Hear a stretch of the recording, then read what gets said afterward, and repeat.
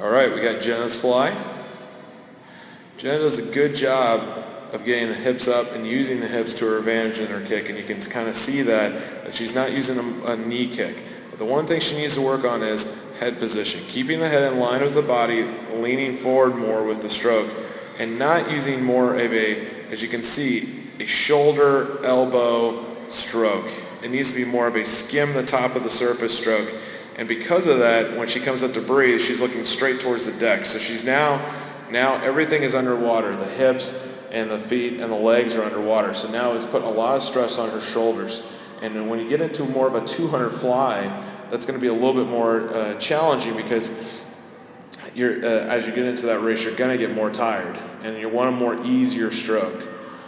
And I think you have the good fundamentals and core to fix that. I think you saw that today in practice when we were doing the drills of working on the arms and the head position. And I think those two things are going to make this a great fly, and make it a great fly that you can swim for even a 200 fly. So keep up the good work.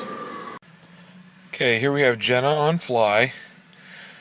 Jenna does a really good job of using her hips to her advantage in the fly, but we need to make sure they're watching how much knee bend we have. There you can see a lot of knee bend, and what's happening is that's making it a lot harder on those shoulders to get around. The other thing is you want to make sure that we focus on keeping the head in line with the body, but also the way that our arms come around. Remember, do the half circles and don't dip the arms down. You're bending the elbows too much, so now our fly, it's going to take a lot to now come up and breathe, and with the knee bend, that's going to create a lot more stress on the upper body and the shoulders.